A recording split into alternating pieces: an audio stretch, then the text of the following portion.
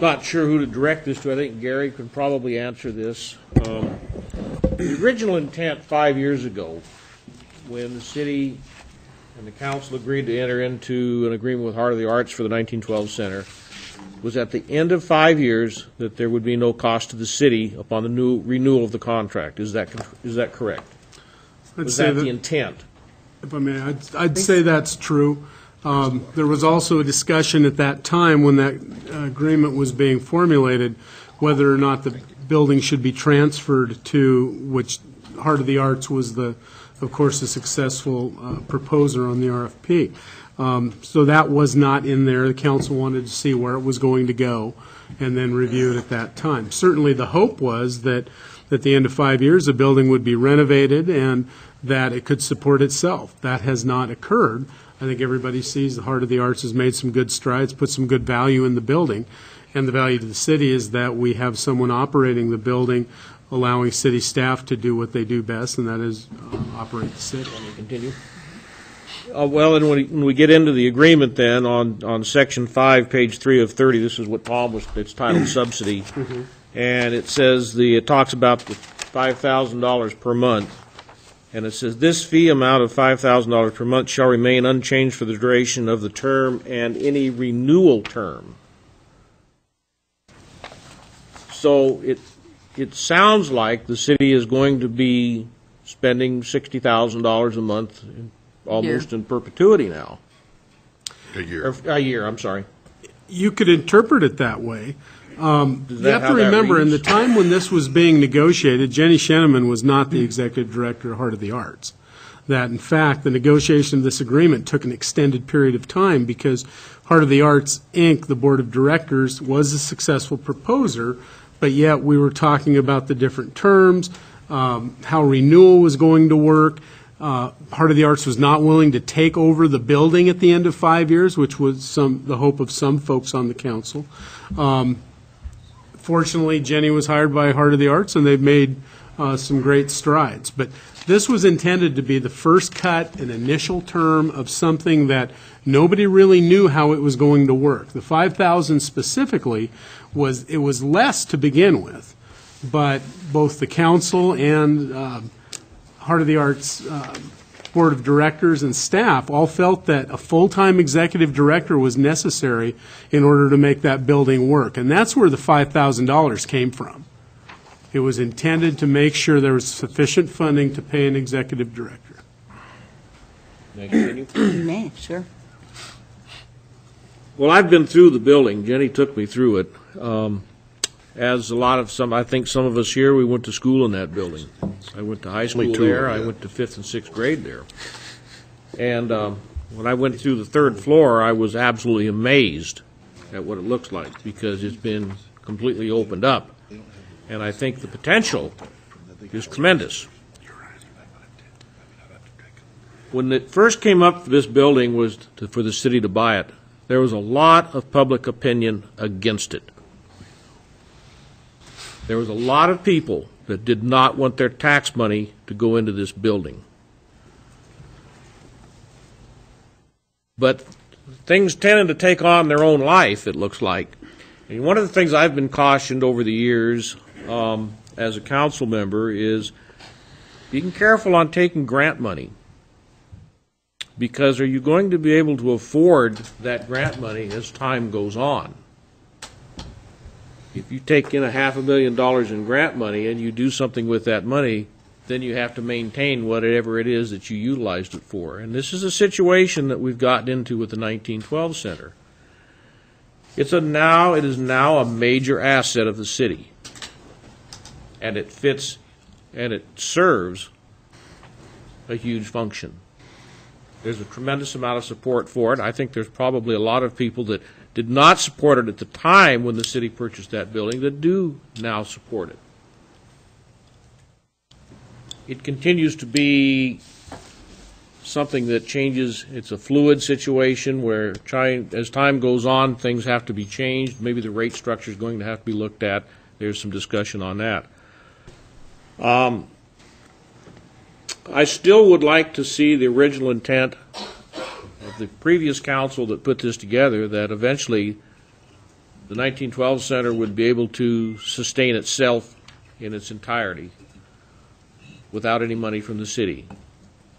Now, whether that ever happens remains to be seen. I'm going to support renewal of this. I have some, as you can tell, I have some doubts and some concerns yet, because there are still people that don't want us to be putting money into that building. But as I said, it's an asset, and as elected officials, it's one of our major jobs is to look out for the assets of this city. So that's what we'll have to do. Thank you, Wayne. You know, before we have a lot more discussion here, I know some people came who want to talk about this. It's not a public hearing. If there's a huge throng of people, we may run out of time. But if some of you who have not already communicated with the council with emails have something to share that has not already been said tonight, I invite you to speak your mind so that we can have an informed decision made at tonight's meeting. Have you limit your remarks to 2 or 3 minutes if you can do that, and not to repeat what's been said before you. Please state your name and address for our record. Madam Mayor, before you invite comment, can I Sure. ask a question about Jenny's You presentation? may. Excuse me, Mr. Rose, just a moment. Yes, Walter? Jenny? Sorry. It's go okay. ahead. Okay, there you go. If I can answer. Yes. Help me with what you call the parking lot project. Okay. I understand that we got how much was the block grant that we got? Help. I think it was 235,000, as I recollect. Okay. Sounds like. And more, was there actually. any match money Yes, the city. for that grant? There was some match money, if you recall. I don't. The retaining wall and the parking lot were part of the original plan for the first phase renovation. The funds came up short, building official issued a certificate of occupancy, and it was made as safe as it could be. One of the things that the council indicated was that was a commitment of the first phase, which was the city's responsibility. So there was some amount, and I'm sorry, I can't recall exactly I what think it it was was. 20,000 was set Yeah, Gary, aside, and that 20,000. Okay, $20,000. So that was the city's That participation. was the city's 20,000 as match for the 235, did you say? Yes, and in fulfillment of the obligation that was for the first phase. And then Heart of the Arts also had to have the match on that grant. So we had to upgrade all the kitchen appliances for that grant. It was specifically a senior center grant. So it dealt with the parking facilities for seniors, additional handicap parking, and upgrading the facilities in the kitchen. So the stove and And all of that came out of the 255. that all was part of the agreement with that, but the grant money that was awarded was only able to cover what it can cover, and Heart of the Arts was tagged in to do whatever the remainder of the project ended up being. So that's our fundraising responsibility. So I remember when the bid for the retaining wall work came in higher than estimated, and they cut off the work on the west end of the parking lot, essentially. It was the whole parking lot project was bid out, and then when it came back, I think it was close to 400,000 was the total project, and we said we don't have that cash on hand, so we scaled it back and said, what could we break out of this project straightforward, and we had decided that the retaining wall portion had more urgency and was a separate project, like we could really just deal with that section. We didn't address any asphalt at that time, so that's why there's gravel around the edges of the project. In the meantime, that's tamped down gravel that's there. But then the asphalt becomes part of the final phase on the west end of the parking lot. So we missed the estimate by 100%? Wasn't 100%. There was as I recall, an engineering miscalculation, if you will, of how tall the retaining wall needed to be and how wide the sidewalk needed to be, which added some expense. That was a couple $1,000s, though, ultimately. And then we added more railing because the retaining wall was higher. So that project did have some additional expense, but it came in just as we were expecting it to for the retaining wall. as a separate piece. It was the total project that came back so high. And we think it came back high because we were bidding it out going into the winter, and we were asking for a completion in 2010 when we were bidding it out. If I'm correct on that, right? And so a lot of things played into why our bids probably came back. Well, not to cry over spilt milk. So whose obligation is the paving of the parking lot, Gary? I mean, is that part of the original building occupancy things that weren't done, and yet they got a certificate of occupancy? The city got a certificate of occupancy on its own building? The retaining wall was required as part of the CO. It should have been required as part of the original CO. I'm unsure of the paving of the parking lot. Jenny, do you have any information on that? I know this was something, Bill, you probably know too, but we had, we had this reviewed when we were dealing with the west end, the west wing, and specifically parking was looked at as a part of that, and it was determined that we required a few bumper stops along that, but that the gravel was sufficient, until which point we could construct the remaining parking lot and maximize the site development. We do have those plans in place, and that is the next phase of construction. Bill, it looks like you have something to add to that.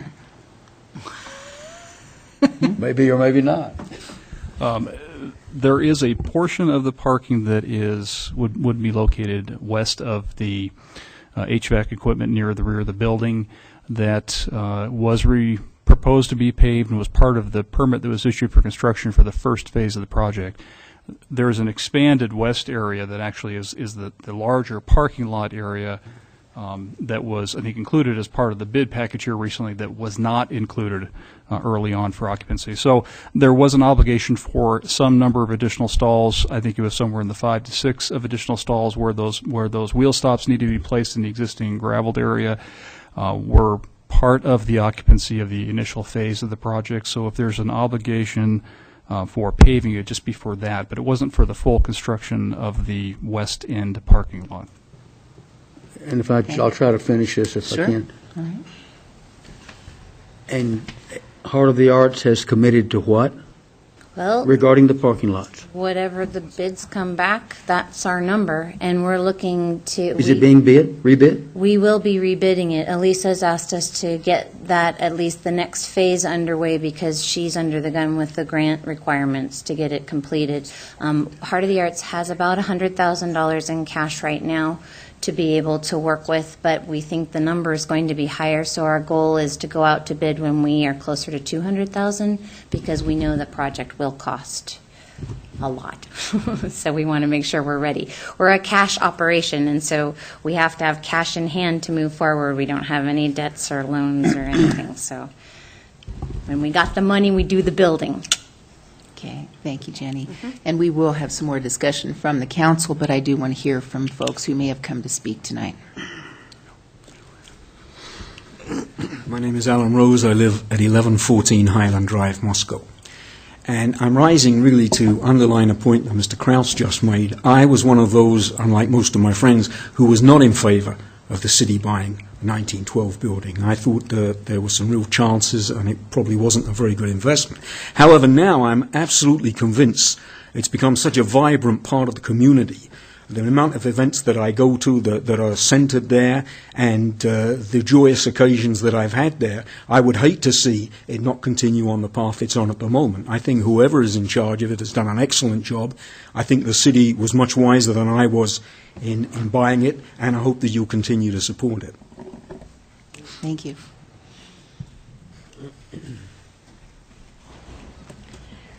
I'm Mary Voxman, and I'm a member of the Moscow Sister City Association. And the 1912 building has been a wonderful facility for us to host people who come from the sister city and who talk about the sister city, or people from the city who have gone to Villa El Carmen, our sister city, and to talk about what they have seen there. I urge you to continue to support it. It is part of Moscow and a wonderful place to inform and display what different organizations do. Thank you.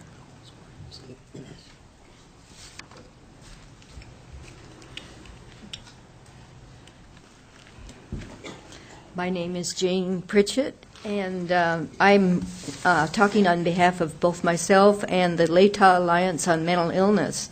And the Latah Alliance has started meeting in the Fisk Room of the 1912 Center. We were looking for a place that was kind of neutral, that wasn't a hospital or wasn't a service provider's back conference room that was dark and yucky. And the 1912 Center has just been incredible for our members and our meetings. People feel wonderful there, and it's such an asset to the city. I think the heart of the arts, or the heart of Moscow, is right there. And I really hope that the council will continue to keep working on it. Jenny has done such a job as the director of the center. She's kind of taught me some stuff I needed to know about trying to get people together, especially in a nonprofit organization, and has just completely helped with anything I've asked her to. So please, this is a great asset. Thank you. My name is Tim Gressback. I live at 614 South Adams Street, and I also have a business in downtown. I've rented the facility on multiple occasions, and in so doing have spent thousands of dollars in this community, not just for the rental, which was modest, but in food, in drink, and entertainment. And I intend to do so again in the future. But if presented with no option to use the facility, I probably wouldn't go elsewhere. There's a certain vibe to the 1912. And I think a public-private partnership is something to be cherished, especially one that's working as well as it is here. So I would urge this council to renew. I anticipate down the road there'll be different challenges as the facility ultimately probably changes hands. But I think the Heart of Arts should be applauded for how well it's marshaling its resources. So I urge this council to renew and move forward. Thank you. Thank you.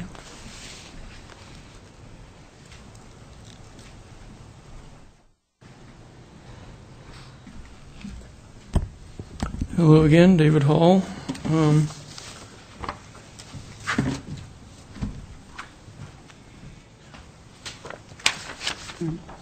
think the first three paragraphs have been covered already here, so I'll just read a couple here. I feel that the 1912 Center is a great asset to the city of Moscow. A lot of the credit goes to the management and other hard work done by the Heart of the Arts. I don't see how the 1912 Center could be better run than it has been by the Heart of the Arts. They're doing an amazing job. As far as the center becoming self-sustaining, the city's swimming pool comes to mind. I don't believe that the pool breaks even. It also is an asset to the community, but probably serves fewer people and for a shorter period of time than does the 1912 Center. And I suggest that the wording subsidy be changed in the Section 5 title as noted by Council Member Tom Lamar. Thank you. Thank you.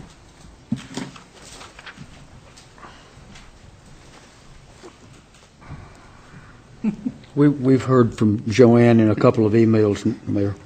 Joanne, did you have anything to say that wasn't in your emails? Yes, believe it or not. Okay. Lengthy though they were. No, there are two things I wanted to emphasize, and I don't think I mentioned in my email, and one is to the service to the seniors of our community. I think that they don't pay anything like market value for the lunches, the meals that they have there, the senior room, which is available to them almost all week long to have activities and educational programs, and I don't know where else they would be able to afford to have programs such as teaching seniors how to use computers and having computers available. And one thing I said in my email, but I'm going to repeat it anyway, is that you cut your funding grant program for the city to the nonprofits. And I understand the technical problems that were involved. But this is a way of helping all the nonprofits in the community without technical problems, without red tape, and it's a way that all of the nonprofits know who's helping them, Heart of the Arts and the City of Moscow, and we appreciate it. Thank you. Thank you. Hi, Lawrence Rose, 2243 Mosier Street.